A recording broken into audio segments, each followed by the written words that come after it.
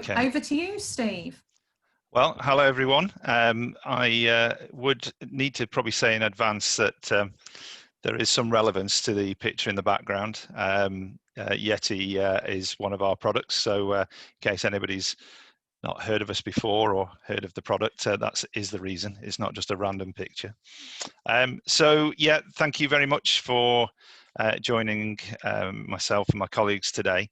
I think when we sort of looked at the sort of purpose of the last 2 days, we absolutely wanted to reflect other people's sections in what we were looking to discuss. So we've listened to a range of technology providers and experts over the last 2 days, and one of the key messages throughout is the importance of using technology to enhance the delivery of employability, but not to drive it.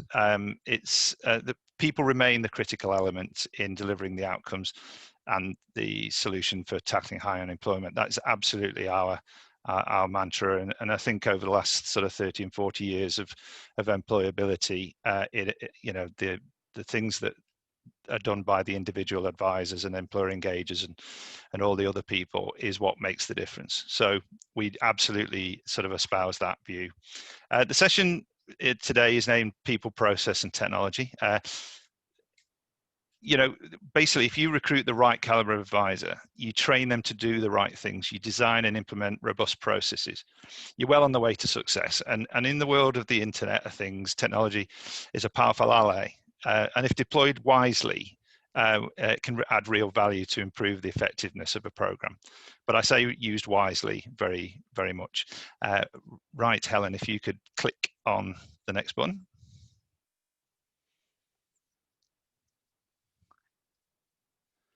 Okay. And for some reason, things have not moved on at my side, which I must apologize about.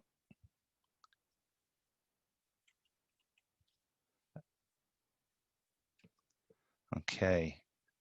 Have we moved on? Have we got a picture of myself and Emma on the screen? We do. We have a picture of both yourself and Emma up there. Right. Okay. So I'm going to have to wing it now because the notes are a little bit missing, should I say?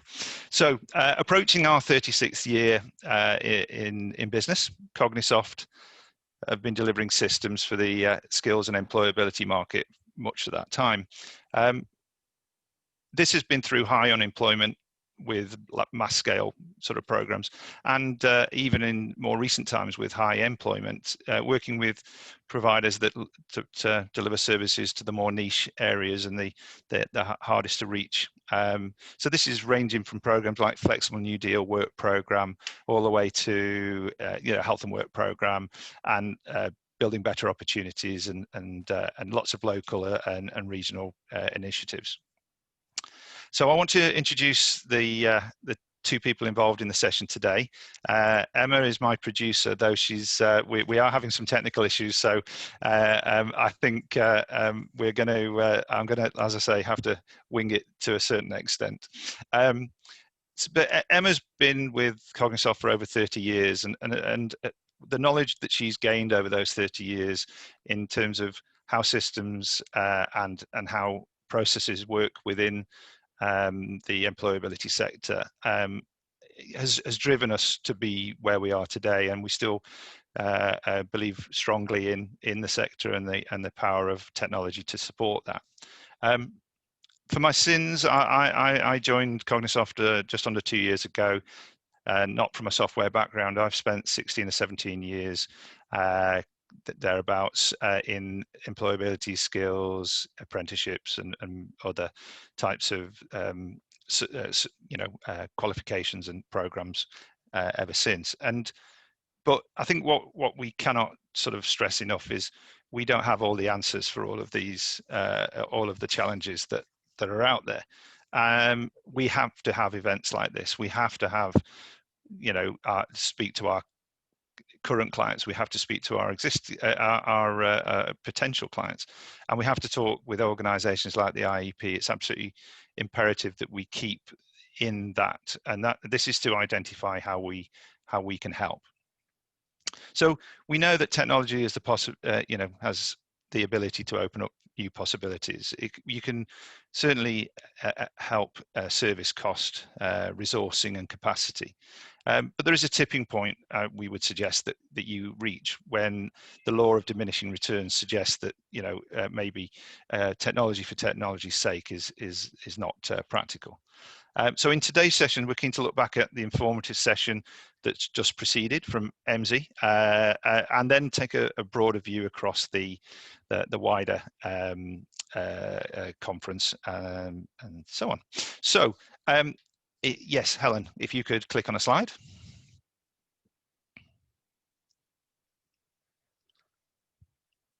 Okay, I cannot see. So we're on data-driven activities, Steve. Right, okay. So when planning this section, we just wanted to respond to the thoughts from EMSI.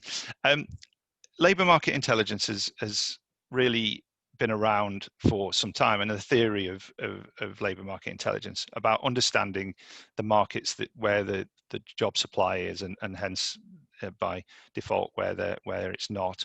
But I think what technology and has allowed is for a much more speedy and immediate and agile collection of this information, and the way that it's shared across to the people that need it most. And so it's too early to say what the true impact of the pandemic will be on industries, but we do know that certain industries may take a lot longer to recover, and so job supply is likely to be difficult in those areas. And so we absolutely believe in the power of data and power of labour market intelligence. And I suppose it's our job in the technology side of the sector to identify ways of how we get that out to the right people at the right time. And obviously we are having conversations with our friends at EMSI and one or two others who've been on the session today. So knowing where the concentrations of the vacancies, the sectors, the geographies that are hiring can definitely assist the advisor. It can inform the way that you deliver services, where you deliver them, and how you direct your employer engagement. So at this stage, I'm not sure how this is going to work for us because I can't see much what's going on. But if people could just put in the chat window what examples of where LMI has been used successfully, or just whether you're using or planning to use it. I know we got some intelligence from the polls from the last session, so but I think it'd just be sort of useful to see if people have some positive experience of the use of labour market intelligence. And I'll try Steve, and yeah, I'll read them out to you, don't worry. Excellent, that's good, because if you could see the other side of the camera at the moment, we have 3 computer screens to try and but that's fine. Well, don't worry, you look like a swan, Steve. We can't tell from what we can see of you. I'm sure that's a lie, but I will take that. Swan. I'll take that. Yeah. Okay. I've not had anything come through yet, so people, guys, if you want to pop something into chat. Yeah. And if you don't feel that you may have answered this already at EMSI, that's fine. But please feel free to do that. So clearly there are many factors that impact on your decision as to whether you use technology. And oh, sorry, I should say, Helen, could you move the slide on, please? That's done. Quick question, we're on. Yeah, so that quick question's already gone, and and hopefully people are seeing through that. But do you want the following slide then? No. Well, we can do. Why not? Let's go rogue. Let's go rogue on this. So basically, we strongly believe that system deployment is an important part of your operational strategy. Of course we are going to say that, but deciding your approach to people, process, and technology, it's worth taking a helicopter view of what your delivery looks like, and certainly focusing on delivering the outcomes that are required, both contractually and clearly for the job seeker themselves. A starting point is trying to map out the potential job seeker journey. So, okay, good. Right. So we're at the potential job seeker journey. I'm not going to go too heavily into this because I want to, because we don't have all the answers on this, and everybody may have a slightly different view. And there's clearly opportunity for innovation at this point, because we're probably going off historical, and certainly a lot of these historical programs have been very successful. So we shouldn't throw out everything in the cause of innovation. But here's just our initial view on things. So if you could click the button, please. Cool. So that's probably a controversial first section, in that nobody has a crystal ball as to what role Job Centre Plus will have in all of this. So I've put them in there because I probably think that there is still, there is absolutely a role that they will be playing. We just don't know what that will be on future programs. So you've got to the point where your job seeker is known to you, whether that's referred or you've engaged with them directly. So if you could press the button, please. Okay, so knowledge is key. Getting to the point where you understand that individual's circumstances, their position relating to the job market. Very much, this is initial assessments and diagnostics, questioning essentially, and getting that information in a way that you can really drive your thinking on what to do with that individual. And I think some of the people that you've heard today absolutely, and over the course of the conference, are some of the solutions that are out there. But obviously there are other solutions as well. But it's looking about this, getting a full picture of that individual as quickly and as efficiently as possible. And if you can press the button. Okay, so yeah, okay, so that's yeah, perfect. So there's essentially a triage. That's fine. That was meant to come out like that. There's going to be a process of triage when you're looking at this, and you're going to put them into a variety of groups depending on either how close to the labour market they are, or whether there are jobs for them for the skills and experience and knowledge that they have. And this is just a view of some of the existing programs and some of the things that you could be considering. So you've got this view of the whole process. At this point, you could be starting to think about what technology could help you. So you could be talking about online initial assessments rather than paper-based forms.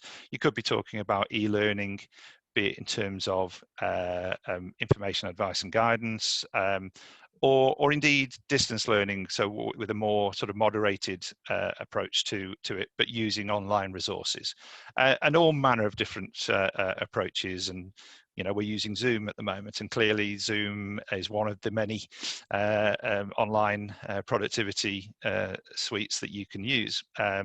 So at this stage you haven't really sort of made too many decisions, but you at least know where the pinch points might be. And I think experience from certainly my experience is that there will become bottlenecks, and technology can certainly help in terms of self-service and various other approaches to maybe lessen those bottlenecks. But I think it'd be remiss of me not to say at this stage that because of who we are, that we feel that case management is absolutely critical in sort of gluing all of this together. And so it allows all concerned in the process to log each stage of the job seeker journey, record interventions, track progress to work and into employment or further learning. The data that's being produced, absolutely, the live data, being able to use that to ensure that performance management, and also that you're guiding. A lot of these programs could be 1, 2, 3 year programs or even longer. You need to see over time what the trends are. So I think data, absolutely, that a case management system or solution brings, and how you use that data is imperative. So as I said before, or technology can either be your friend or your enemy. So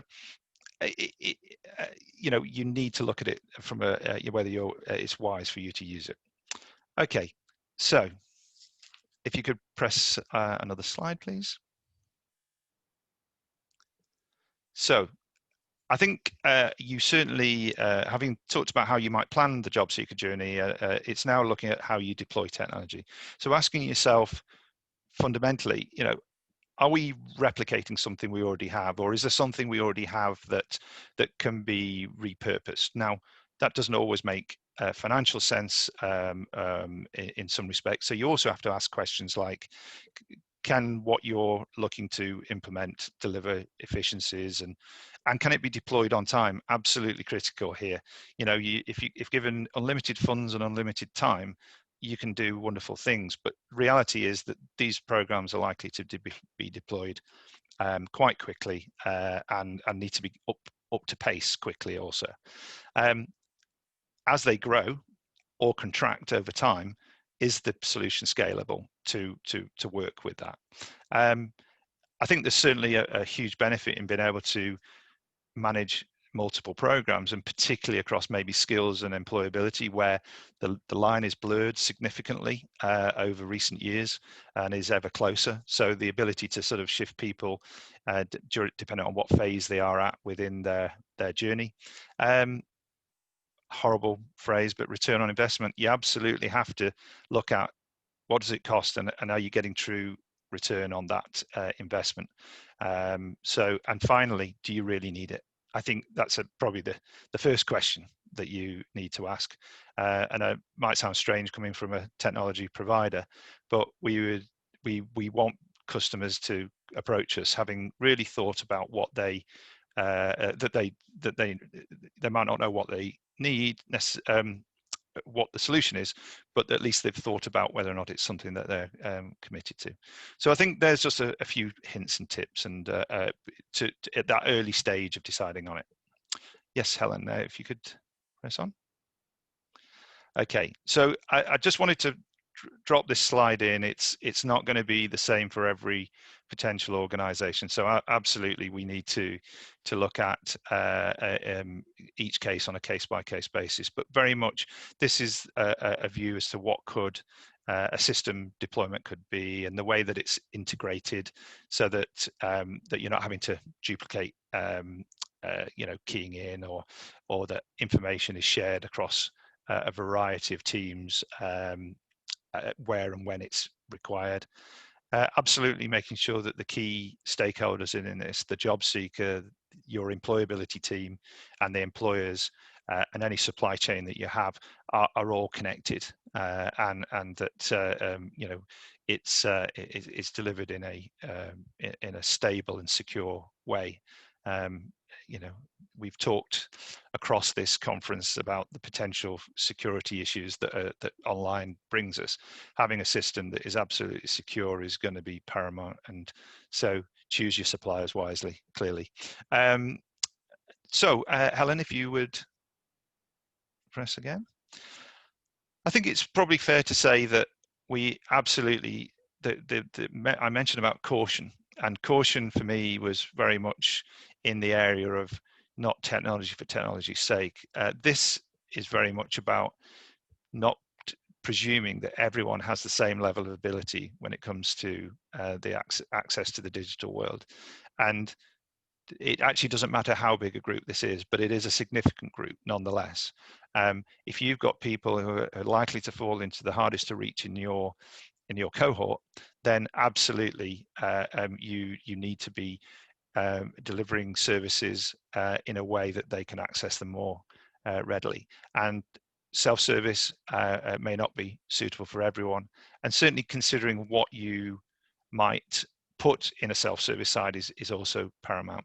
And then you equally don't want to be overloading your employability teams with so much technology that actually they don't get round to speaking to people or spending the time, quality time with them. Helen? Okay, so I think what we're going to do is I'm going to leave this with a few helpful tips, and then open it up to maybe some questions and some comments. Helen, if you press once. As I said at the start, I think it's extremely important to look at what your customer journey, your job seeker journey could be. Until we get the commissioning documents, it's unlikely that we'll be able to say for certain, but we can have a good stab. And certainly it's worth thinking about things. And very, very much that you define this. Okay, click, please. Okay. It's no good having this information, this quality information, and not making sure that everybody knows what it is and buys into the rationale behind it. So good communication across all functions as to what the job seeker journey is at the outset, so that people know their place and role and responsibilities. Click again, please. Aha, 2. Oh, no, 1. Okay, so I'm going to say this, but it absolutely, please don't, if you're going to deploy technology, give the technology providers enough time to do a good job. And so engage with us as early as possible. Even engage with us before you've won any contracts, because we can definitely be talking about what's possible. And we can definitely be providing some level of proposal or quote that will give you a sense as to whether or not it's viable and what the return on investment would be. So engage with us absolutely as early as possible. Click again, please. I'm going to say, if you've done your work around process and people, you absolutely should be able to build technology based on your requirements you've identified. If instead you go ahead and look at lots of technology and then try and fit your delivery around that, that's where I see problems arising, and we see it on a daily basis. And that doesn't mean that everyone is necessarily getting it wrong, but it makes life more difficult if you haven't got it clear what you want to deliver first before you look at technology. Click again, please. This is the other end of the scale of communication. Once you've decided on something and you've it's all nice and shiny and brand new, you're about to turn on the ignition, you don't want people who don't know what they're doing using that technology, because sooner or later, if they don't know how to use it, they'll start to not use it. And what's the point in that? So absolutely train your staff as much as possible. Some examples recently in conversations we've had are train them twice. So train them once at the outset, set them off, train them again quite early on, maybe 2-3 months into a program. Just make sure that knowledge is being put to practice and that there aren't any gaps. So absolutely train your staff. Right. So I've done a lot of talking. I've become not completely in the dark, but hopefully I haven't. I know I've been looking to one side a little bit too much, but please, hopefully bear with me because of the technology. I guess really this could be a very short section, but an open forum. Ask any questions that you kind of want to feed through our hosts today. Please do, and we'll see if we can answer them. I think most people will think that you're amazing, because I believe Emma's been responding to some of the comments under Steve Thorpe. So I think they thought that you were able to talk and write completely different messages at the same time, which would be a fantastic skill. Yeah. That was great. We've got some comments around. Robin was saying earlier about the LMI question you had, that their employer engagement team use the LMI to pass on vacancies to delivery staff, who then pass it on to job seekers. So they do have a process in place for the use of that.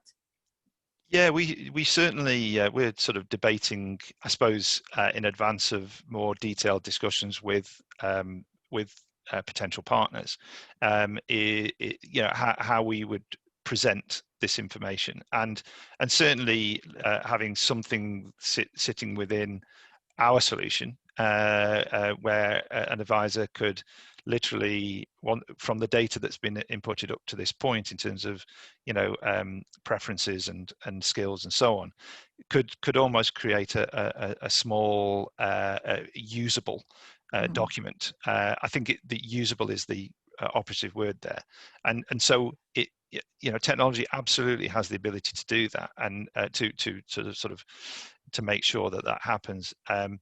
I think that's the bit that one of the cautious bits of this is, again, there's so much data there, and Andy's system is phenomenal. I mean, the amount of stuff that it can produce is great. But if you put that in front of somebody, and they've got a caseload of people waiting to see them or to be, so we've got to work with the likes of our partners to potentially reduce that. But it's exciting, the possibilities, certainly. And that's the truth, isn't it? There's just so much data that you could spend all of your time just understanding it rather than actually doing the day job, which you're there to do, and it's there to support. Suzanne said, for us, it's looking at how we can tune into customer skills and strengths in line with changes to the labour market and potential skills needed. So that follows on from... Absolutely. I think... anyone that's sort of implemented CRM systems over the years, and I must have implemented so many in the sales arena, and there are phrases like garbage in, garbage out, and all of that. It's you put all this data in, or you get it from verifiable sources, and then so you've got some corrupt data and some verifiable data, and you then don't use it. You don't use the verify. So it's how do the operational wizards essentially ensure that whatever's available is appropriate, but also that people get some real value out of it. I think we all recognize that if you've got perfect information, perfect data on something, your performance will improve. It's how do we make sure that you can get to that quickly and easily. Yeah. Excellent. I think that's a really good point. Robin said that their system isn't the most efficient. Well, okay, so I'm going to avoid the attempt to jump in and say, "Well, come and talk to us." But I always come and talk to us. But no, I think this is the challenge, and one where we're not just us. I think that our sector partners, particularly on the technology side, are absolutely up for this challenge, and so we're talking to a number of complementary organisations about how we can offer, if not fully integrated solutions that kind of complement each other. So absolutely, and those conversations are made that much more pertinent if we've got end users, as in this case the organizations, coming to us saying, what can you offer? So I think that these conversations need to be happening now, certainly. Well, those are all the comments we have at the moment. I'm sorry if I've missed anyone out, but I think I picked most of them out there. Well, look, I hope that people don't think that we have all the answers, but we are very open to and very approachable to see what the possibilities are. And anyone that's been on the conference, contributed to the conference over the last 2 days, and dare I say it, the wider technology industry, as I said to you, talk to us early, find out what possibilities are, and share your thoughts and aspirations for what you want. The sooner you can do that, the better. Excellent. Thank you, Andy. Thank you, everyone. Yeah. So fantastic. Well, thank you everyone for attending this session. It's been really good. It's been really informative, and I loved handling the slides. So thank you for giving me the opportunity to have control, Steve. Those who know me will know that I do like to have control. So that's fantastic. The conference isn't over though. We do have the final networking session. So if you can spare us another half an hour of your time, it was really great yesterday. We had some lovely conversations. So come over, share your ideas, share with us what's worked well from this conference for you, but also share, let's look at what else we can offer you in the future. So what would you like to see from the IEP Live Learn Lunch or from another digital technology conference covering employability in the digital world? Hope to see you there. Totally understand if you can't join us because it's been busy. That session won't be recorded, but every other session will be going up on our YouTube channel, hopefully by close of play tomorrow, but it might be Monday at the latest. So thank you all for coming. It's been fantastic, and I will see you at our next event. Thank you, everyone. Brilliant. Thank you.